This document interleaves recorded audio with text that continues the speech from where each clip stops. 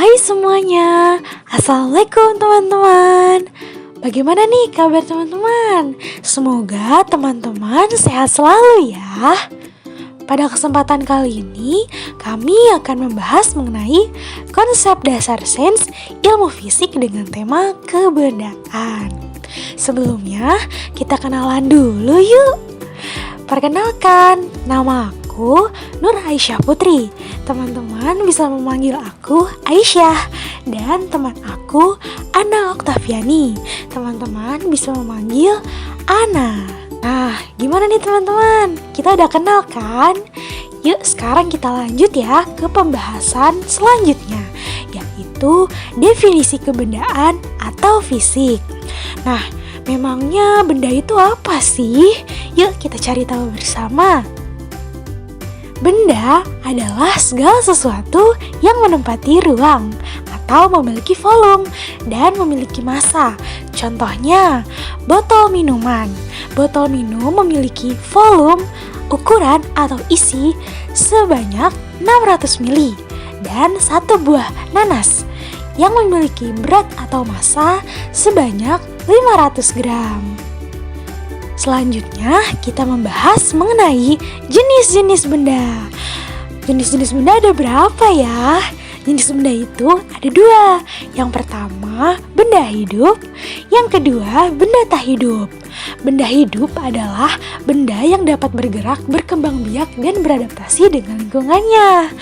Kalau benda tak hidup ialah benda yang tidak dapat bergerak sendiri, tidak dapat berkembang biak maupun beradaptasi dengan lingkungannya. Lalu contoh dari benda-benda tersebut apa aja sih? Nah, contoh dari benda-benda tersebut antara lain benda hidup itu ada tumbuhan, manusia, hewan. Sedangkan benda tak hidup ada boneka, Lego, dan jam dinding. Selanjutnya, yuk kita bahas mengenai sifat-sifat benda. Ada berapa ya sifat-sifat benda? Sifat-sifat benda terbagi menjadi 3. Yang pertama itu benda padat, yang kedua benda cair, yang ketiga benda gas. Benda padat itu apa ya? Yuk kita bahas bersama-sama mengenai sifat dan ciri khas benda padat.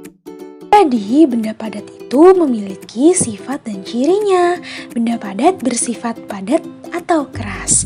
Benda padat tidak dapat dipengaruhi oleh wadahnya. Benda padat mempunyai massa dan volume yang tetap.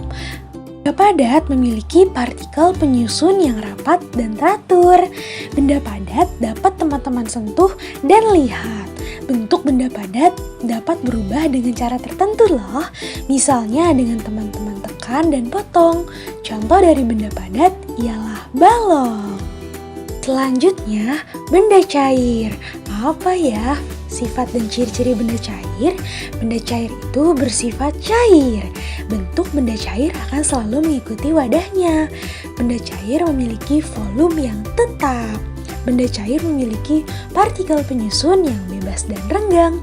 Benda cair dapat mengalir dari tempat tinggi ke tempat yang lebih rendah. Benda cair dapat melarutkan beberapa zat loh. Contoh dari benda cair yaitu susu. Siapa di sini yang suka susu? Ayo tunjuk tangan. Selanjutnya ada benda gas. Nah, apa sih ciri-ciri dan sifat khas dari benda gas? Nah, benda gas ini bersifat gas. Benda gas mengisi seluruh ruangan yang ditempati. Benda gas ini memiliki partikel penyusun yang tidak teratur dan berubah-ubah. Benda gas ini memiliki gerak antar partikel yang sangat bebas. Benda gas ini memiliki gaya tarik antar partikel yang sangat lemah. Contoh dari benda gas sendiri itu ialah udara. Yeay, sekarang kita beranjak ke perubahan wujud benda. Apa ya perubahan wujud benda itu?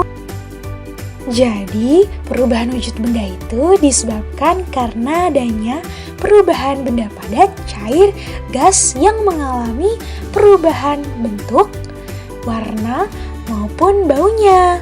Nah, perubahan wujud ini ada 6 loh. Teman-teman simak kami ya. Perubahan wujud benda yang pertama adalah membeku. Membeku terjadi akibat proses perubahan benda cair menjadi benda padat yang disebabkan oleh adanya proses pendinginan. Contohnya teman-teman ada yang tahu nggak nih? Ya betul, contohnya adalah es batu.